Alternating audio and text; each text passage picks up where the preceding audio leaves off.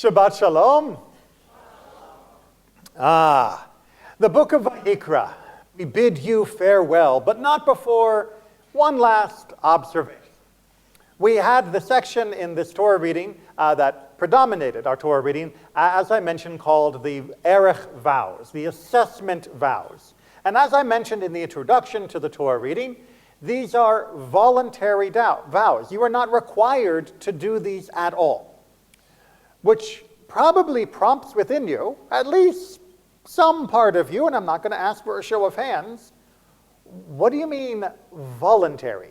We have gone through the entire book of Leviticus with our obligations. We have sacrifices we have to make for our transgressions. We have sacrifices we have to make for our holidays. We have sacrifices we have to make when we are recovering from various conditions. We have sacrifices we need to make when we are doing just about everything.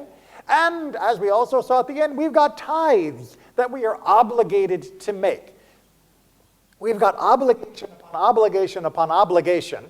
And you're telling me that somebody's going to want to do more?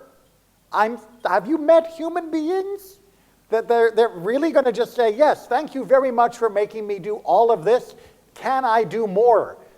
Doesn't seem like a natural human response. So we have to ask, did anyone ever show up with one of these voluntary offerings? Or was just a hypothetical, but everybody was quite happy doing what they'd already been asked to do? Well, that really comes back to the fundamental human question, and one which, without due consideration, we often get wrong. And that is that it is easier to convince someone to do something voluntarily than it is to convince them to do it when it's an obligation. Now that sounds backwards, because we like to imagine that we are all rule-following creatures, and that if you tell me to do something, then I'll do it. But our ancestors long ago had a debate on this and came to a different conclusion. They said, who is more meritorious? The person who fulfills a commandment of God that is a commandment for them, or somebody for whom it is not a commandment, but who voluntarily chooses to do that particular deed? So, for example, the sacrifices were obligatory commandments for us. We had to do them at different times. But if somebody was not Jewish, they were under no obligation to offer up those sacrifices. And yet, in many cases, they could voluntarily choose to do so. So who is more meritorious? The person for whom it is a requirement, or the person who is doing it completely voluntarily?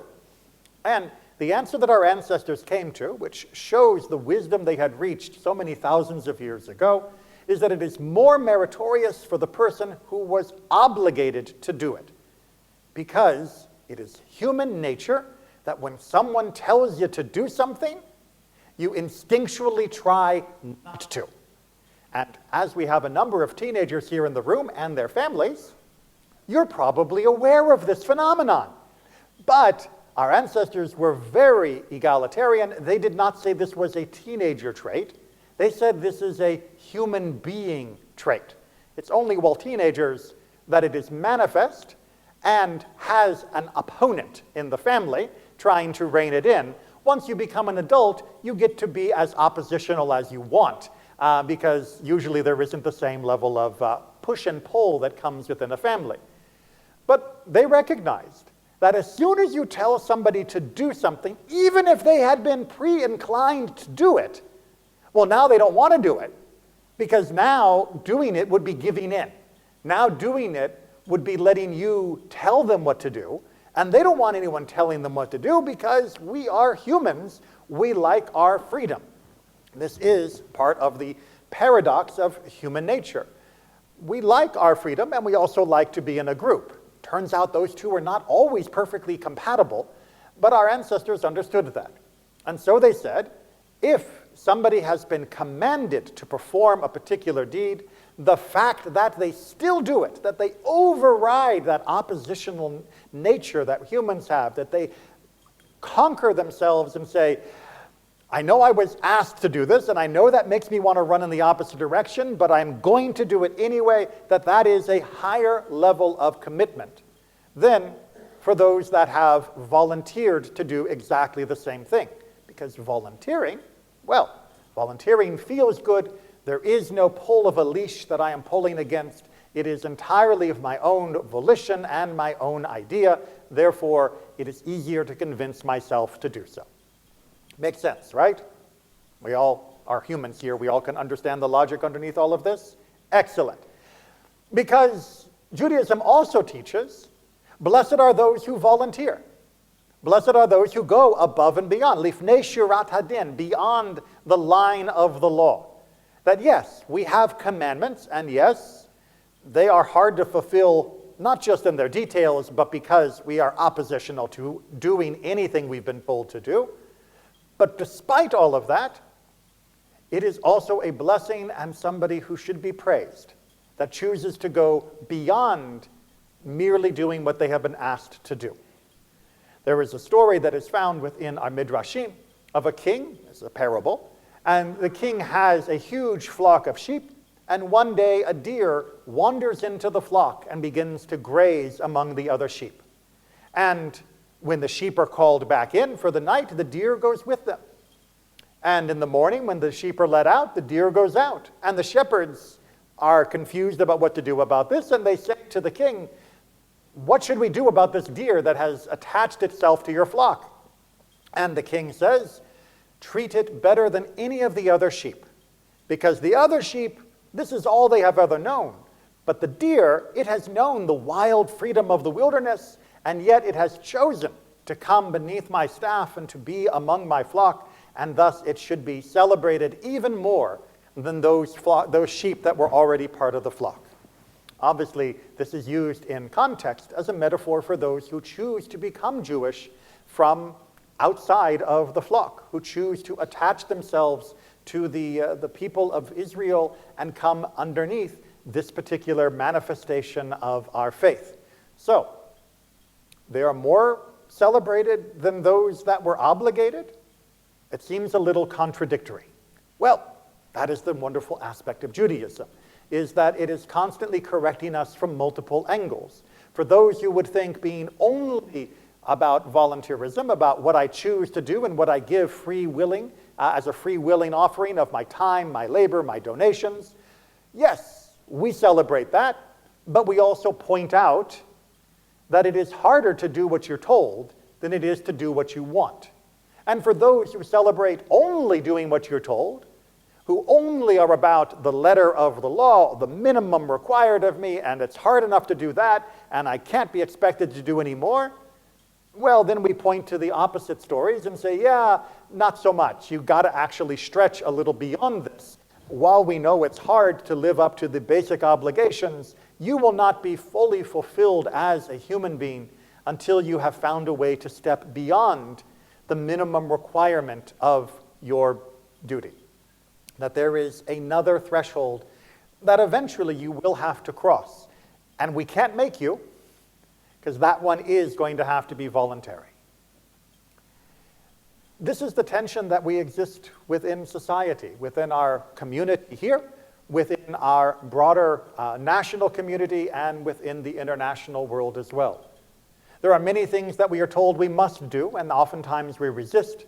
There are many things that we want to do that sometimes we neglect.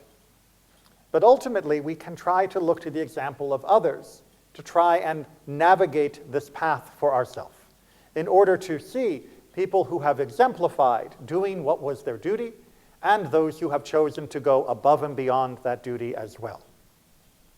We saw the unfortunate and tragic death of two such people this week in Washington, D.C., who were gunned down for doing more than their duty. Both of them had dedicated their lives to living up to the obligations, one an Israeli, one an American citizen in support of Israel, to work on behalf of Israel and to try to bring her security and peace. But they did a lot more than what was ever demanded of them. Yes, we demand that a person support the Jewish people. We demand, if you're an Israeli citizen, that a person work within the Israeli military and work within the Israeli country, following its laws and such. But each of them had chosen to work at an embassy, which is not a minimum requirement. This was a dedication that was purely voluntary. Both of them, by all accounts, were talented young people who could have chosen to give their time, their energy, their passion in any other realm. And yet they chose to devote themselves to embassy work, which is not always the most glamorous, despite what you may see in espionage movies, and certainly not always the most satisfying, especially on behalf of Israel, which often has diplomatic, shall we say, difficulties with many other nations around the world. And yet each of them had devoted their lives up till this point, young as they were, towards that above and beyond fulfillment of their desire to help the Jewish people and to help the state of Israel. And for this, they gave their lives in the end. When we look at other examples as well, we can see similar parallels. This is the Memorial Day weekend, and unfortunately in the United States, Memorial Weekend is often exemplified by barbecues and beach trips more than a reflection upon those whom we memorialize, those who have given their life in the service of our country. But they too did more than was what was required.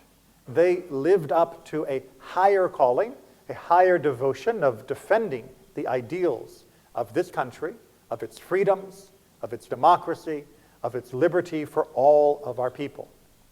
And those that we remember on Memorial Day, they are the ones who paid the ultimate price for that devotion, for that answering of that higher calling. But we also remember those that perhaps didn't go to that so willingly, those who were drafted into the war, whichever war you may wish to think of. And there is often a feeling that those who were drafted somehow are less deserving of our praise and of our honor than those who volunteered into the military.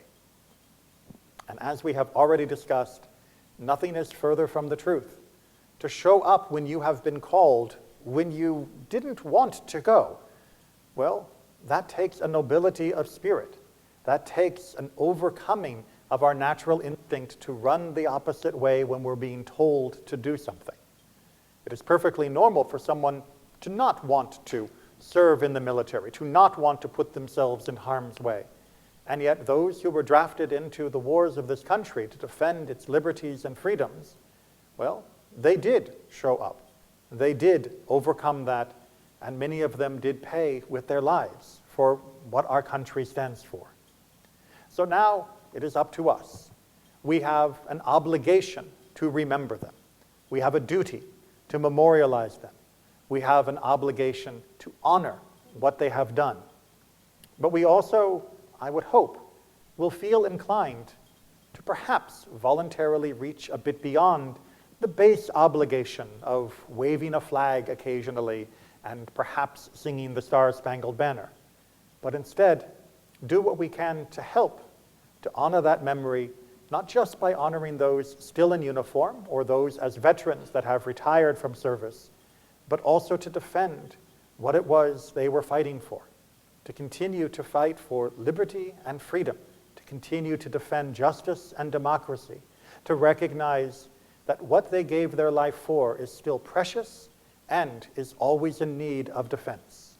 And we may not be called in a draft to do those tasks on a day-to-day basis, but we can certainly donate the value of ourselves, the value of our time, the value of our own property in defense of that cause. And doing so will be a great honor to them and a great gift to those who come after us. Shabbat Shalom.